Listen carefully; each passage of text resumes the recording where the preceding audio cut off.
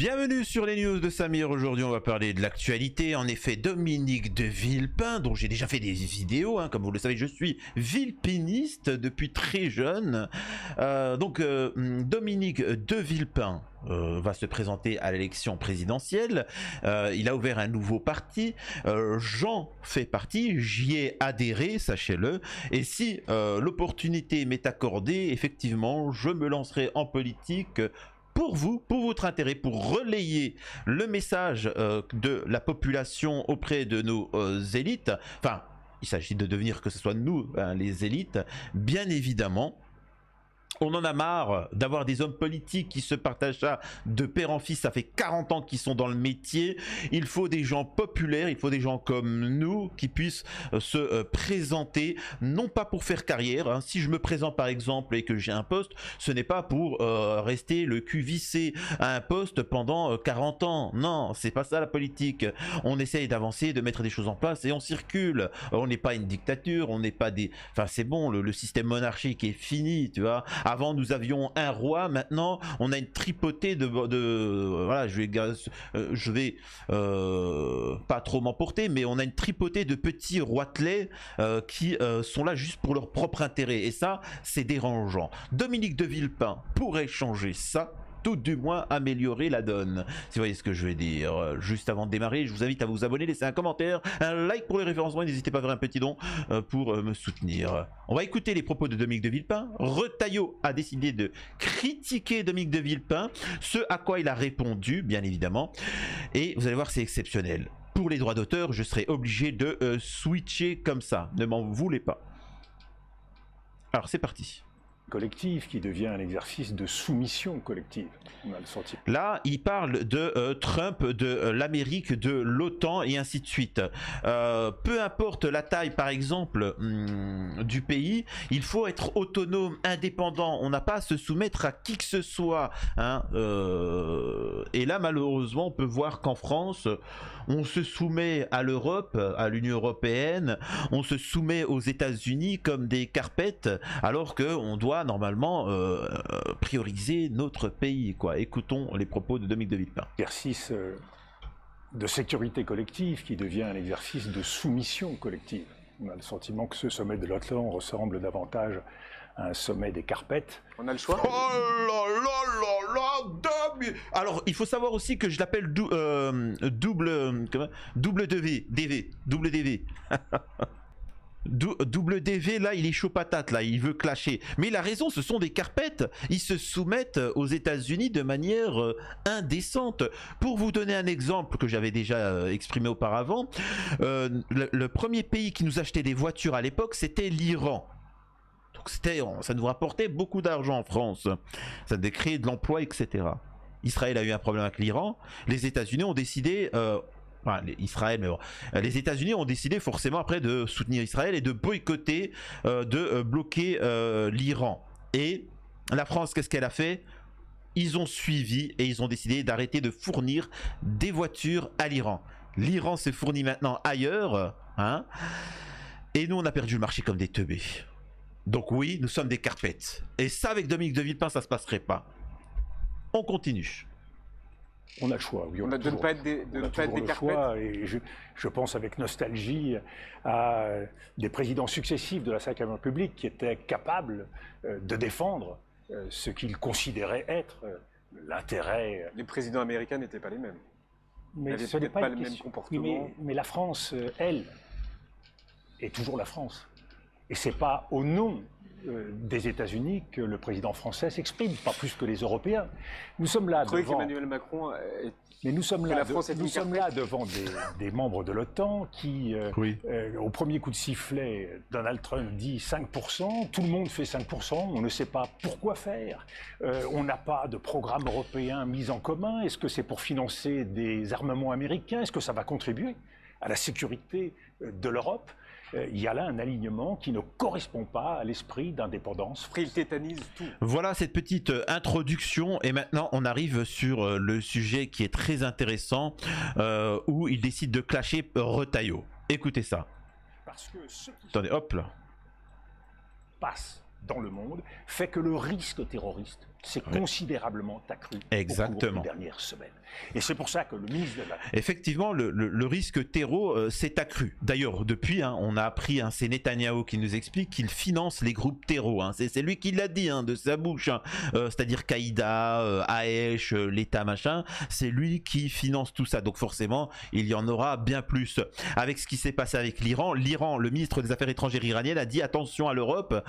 Israël pourrait être tenté de commettre des tentats chez vous et de mettre ça sur le dos des Iraniens. Donc voilà, dans tous les cas, il faut être attentif. C'est le rôle du ministre de l'Intérieur et pas juste de faire des TikTok. À mon sens, devrait laisser la communication de côté. Alors, WDV, il est beaucoup plus politiquement correct que moi. Donc là, il dit, ouais, Retailleau, il devrait laisser la communication de côté et faire son travail. En résumé, il est en train de dire c'est une insta-biatch, quoi. Le mec, c'est un TikToker, c'est une TikTokeuse, quoi. Tiens, voilà ce qu'il est en train de dire. Entrer dans le cockpit de Beauvau et faire en sorte que toutes les mesures soient prises, tous les boulons serrés, et que notre pays soit en situation de faire face à toute éventualité. Et j'ai par ailleurs la conviction que face au terrorisme, c'est l'unité du pays qui compte. Et donc, plutôt que de régler des comptes à la télévision avec tel et tel, eh bien qu'il serve l'unité nationale, qu'il serve tous les Français. Il est ministre de l'Intérieur pour tous les Français. Exactement, bien dit WDV. Il est lancé WDV. Allez, on continue. Ah là là. Ministre, c'est quelqu'un qui est ministre à plein temps. C'est pas quelqu'un qui fait ça à 50%, président du Parti républicain, 50% ministre de l'Intérieur, et quand il est ministre de l'Intérieur, qui cherche davantage à séduire l'opinion qu'à marquer des points pour son ministère. Moi, j'attends toujours la baisse de l'insécurité, des vraies mesures positives pour régler les questions des OQTF, et on... Vas-y, termine-le, WDV. Il est en train de terminer, mais c'est incroyable cette histoire, il est chaud patate là, Dominique. On sent bien que chaque fois qu'il y a une difficulté, c'est toujours la faute à quelqu'un d'autre. Alors c'est la faute à la civilisation, c'est la faute à tous ceux qui, au sein de la justice, ne font pas ce qu'ils doivent. Mais moi j'aimerais que dans le domaine qui est le sien, sans chercher d'excuses, il puisse faire avancer les choses. Un ministre, il est d'abord le patron de son ministère. Et là, alors je traduis ce que dit WDV, mon pote à la compote. Il faut savoir que entre WDV et moi, il y a une relation particulière. C'est mon PPP, c'est mon pote pour la vie. Alors là, ce qu'il est en train de dire, c'est le mec, il est ministre de l'Intérieur et il est en train de se plaindre. C'est la faute de l'Algérie, c'est la faute des autres. Mec, t'es ministre de l'Intérieur, t'as un problème avec les OQTF, tu les enfermes. Tu as un problème avec la délinquance, eh ben tu arrêtes, tu y vas franco. Arrête d'accuser, c'est de la faute de l'Algérie. Oui, d'accord. Eh ben, ils sont chez toi, fous-le en tôle. Ouais, mais il y a des gens, il y a l'immigration illégale. Eh ben, tu viens, tu les mets tous en tôle. Je sais pas, vous voyez ce que je veux dire? Il y a un moment, fais les choses, fais des actes, recrute des policiers. C'est quand même incroyable cette histoire, il fait que de parler, le mec il parle. C'est un commentateur, c'est un TikToker. Alors qu'il a les pleins pouvoirs. Elle est fou cette histoire, bosse, travaille. Ils sont toujours là tous à dire moi l'insécurité, et puis ils ne font rien. Il y a de plus en plus d'insécurité, il y a de plus en plus de délinquance, etc. Vas-y, bouge, fais, on n'attend que ça. Nous, ce qu'on te dénonce, c'est que tu ne fais que de parler. T'accuses à un moment les frères musulmans, les Algériens, les ceci, les cela. Ça fait du buzz, tu passes à la télé, t'es contente, ton nombre de followers augmente. Bientôt on va voir un OnlyFans de Retailleau. Oui, mais bon, c'est pas ça, t'as pas été payé pour ça. C'est incroyable. C'est incroyable ce gouvernement de tarés. C'est fou, on assiste à la politique. Excusez-moi de dire, tous ceux qui sont passés dans ce gouvernement, l'autre elle est partie sur Playboy Magazine, c'est factuel. L'autre il fait des films de boules. L'autre il a fait des livres érotiques, etc. Tu te dis mais ils sont complètement tarés. Il y en a pas un qui bosse. Et il a la capacité à mettre en place des politiques, à prendre des circulaires, à mobiliser des préfets, à diriger des policiers et des gendarmes. Enfin, on n'est pas totalement impuissant quand on est au ministère de l'Intérieur. Et nous sommes dans un moment critique pour notre pays. Parce que ce qui se passe dans le monde fait que le risque terroriste... Voilà, bon ça, il l'a déjà dit, on l'a déjà regardé. Incroyable, magnifique Dominique de Villepin. On poursuit. Bishop-Apathy. Je suis gaulliste. Donc voilà, hein, il n'est pas de gauche, il n'est pas de droite, il est gaulliste. Il est avant tout souverainiste français. Pardon? De gauche ou non? Vous avez un discours un peu... Je suis gaulliste, Bishop-Apathy. Je suis surtout un citoyen. Je suis surtout un citoyen qui veut marcher sur deux jambes. L'ordre républicain d'un côté et en même temps la justice sociale. On a l'impression aujourd'hui qu'en France, dans les débats politiques, la justice sociale c'est un gros mot. L'ordre et la justice sociale. On est d'accord? C'est important de le comprendre. L'un ne s'oppose pas à l'autre. Et c'est ça que je dis moi dans mes vidéos. Quand je vais écouter Mélenchon, je suis d'accord avec lui au niveau du social, au niveau de l'économie. Mais au niveau de l'ordre, c'est catastrophique. Le mec qui crache sur la France, je suis pas forcément d'accord. Attention, hein, pour moi, je le répète, sans Dominique de Villepin, les seuls qui ont une colonne vertébrale, pour moi, c'est Mélenchon. Hein, je vous le dis tout de suite. Hein. Maintenant qu'il y a Dominique de Villepin, croyez-moi, je serai villepiniste. Hein. Mais c'est le seul qui a une colonne vertébrale. Mais il y a des choses qui ne me vont pas dans le parti. J'ai le droit. À l'extrême droite, il y a des choses qui me vont, mais bon, beaucoup de choses qui sont... Ah, c'est problématique. WDV représente la juste mesure de la chose. Je m'en bats avec moi de gauche-droite, ce que je veux c'est la France. La France d'abord, la France debout. La France avec WDV et la France avec surtout les news de Samir. Vous êtes à gauche, comme si la droite, courant après l'extrême droite, voulait absolument se définir en dehors de toute exigence de justice. Je pense que c'est le point de départ. Et on l'a vu sur les retraites.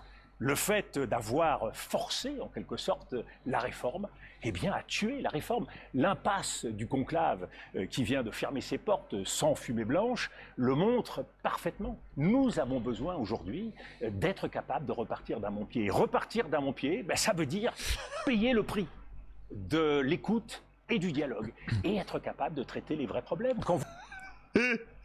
Excusez-moi, ça me fait rire parce que quand il s'exprime, d'habitude, excusez-moi de dire ça, hein, quand tu écoutes les hommes politiques de maintenant, juste ça se clash, tu sais, c'est malsain, ça se critique, ça s'insulte, ça s'envoie, tu sais, ça fait du buzz.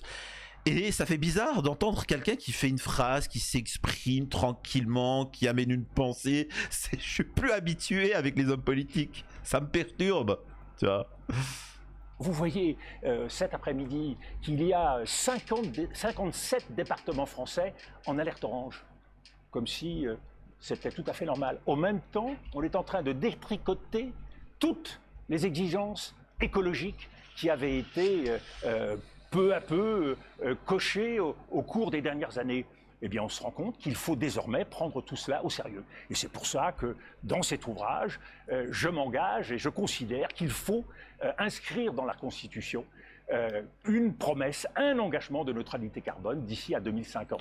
Bon, vous êtes contents les écolos, hein? Vous nous saoulez pas, vous votez WDV, ok les écolos? Pour les gauchistes et les droitards, vous inquiétez pas, je m'occupe à que le mouvement de WDV aille dans notre sens. Hein? Voilà. On poursuit. C'est quand même une chose. Emmanuel Macron a dit des choses. Oui, enfin, écoutez, vous avez de très grandes oreilles, monsieur Apathy. Oui, ça c'est vrai. Peut-être que vous pourriez le dire plus fort, mais... Cheval physique. Non, mais je pense qu'en tout cas, on pourrait le dire plus clairement. Parce que la vérité diplomatique française du lundi n'est pas toujours celle du mardi. Quand on attend le mardi, parfois le lundi après-midi, déjà la position a changé. Pourquoi on est décalé? Tout cela... Il a exactement tout dit. Nous avons une politique concernant Gaza, etc. Macron te dit une chose le lundi, mardi il a déjà changé d'avis, ensuite il hésite, il contextualise. Le mec n'a pas de colonne vertébrale et c'est pour ça que je respecte malgré tout Mélenchon, c'est que lui il en a une. Moi ce que j'aime c'est que les gens, voilà, ils ont un cap et ils s'y tiennent et de manière juste et c'est tout, tu vois. C'est pas des guignols, tu vois. Quand tu écoutes des hommes d'extrême droite qui te disent immigration zéro, les migrants, machin, etc. Et quand ils se lancent en politique et puis qu'ils s'imaginent qu'ils vont gagner, bon finalement il y aura de l'immigration. Bah en fait t'as pas de parole quoi. On s'en fout que tu sois pour ou contre hein, l'immigration. Là n'est pas la question. Mais c'est pour vous dire qu'en fait ce sont des girouettes ces gens-là. Bref. Et brouillé. Pourquoi on est Parce que nous ne sommes plus fidèles à nos principes. Il y a une vocation française. Nous sommes les défenseurs du droit international. Nous sommes les défenseurs de la justice. Et nous avons une diplomatie qui a tendance à devenir une diplomatie à géométrie variable. Alors on veut de temps en temps faire plaisir dans le dossier du Proche-Orient à Israël, qu'on veut ménager, et puis le lendemain on se rappelle que quand même 60 000 morts à Gaza c'est peut-être beaucoup. Alors là, évidemment on fait une petite phrase pour dire que c'est horrible, mais où est l'action diplomatique ? Où est la mobilisation ? Je rappelle simplement pour mémoire que Emmanuel Macron, avec les Britanniques et les Canadiens, nous ont dit il y a quelques semaines qu'il fallait regarder ce qu'il en était de l'accord Union européenne-Israël. Eh bien, on attend toujours. Les actes ne suivent jamais les paroles. Et ça, c'est le pouvoir et l'obligation de la France que de tenir bon sur les principes. Alors, il y a, malgré tout, une bonne nouvelle dans tous ces malheurs. Donc voilà. La bonne nouvelle, c'est que Dominique arrive. Ça ne peut pas marcher. Ça ne peut pas marcher. Dans ce livre, vous rappelez que vous êtes gaulliste et chrétien. Pourquoi c'était important de le rappeler ? Là, c'est vous qui le. Et vous dites rappelez. aussi. Non, je dis que j'appartiens. Ah, mais c'est vous qui l'écrivez. Et vous dites aussi. Bah, il est chrétien, il assume. T'as un problème, Billy ? T'as un problème ? Pour une fois qu'en France, on aura un président chrétien, tu m'excuseras du peu. Je suis musulman, je suis fier. Je suis d'origine algérienne, j'en suis encore... je suis fier aussi, tu vois. Je suis né en France, je suis français, j'en suis fier, y a pas de souci, vous inquiétez pas. Ça me dérange pas, bien au contraire. Il faut arrêter cette christianophobie, quand même. C'est incroyable cette histoire, faut pas avoir honte. Enfin, un président véritablement chrétien. Samir, Macron, il est... Arrête, Macron, il est rien du tout, là, qu'est-ce qu'il me raconte ? Libéral et radical. J'appartiens à une tradition qui a été nourrie du catholicisme social, très marquée. J'ai grandi à la fois en Afrique et en Amérique latine, très marquée par les exemples que j'ai vus dans ces pays d'engagement au service des autres, sur le plan humanitaire, sur le plan religieux, sur le plan social. Exceptionnel. On poursuit. Je crois que ce sont des mensonges et surtout c'est un reniement de ce qu'est la France. C'est quoi la dérive identitaire ? C'est l'extrême droite. C'est l'extrême droite. C'est le fait de vouloir en permanence distinguer entre les Français, distinguer les bons et les mauvais Français, distinguer les Français de telle et telle origine. Vous êtes de gauche aujourd'hui ? Pardon ? Vous êtes de gauche Bon là il revient sur le truc, ça on avait vu, donc voilà. Alors je voulais vous montrer le passage où justement Retailleau décide de critiquer Dominique de Villepin. Écoutez, voilà. Vous avez écouté Dominique de Villepin, maintenant vous avez Retailleau. Écoutez, je le connais très peu, mais il s'en prend régulièrement à moi.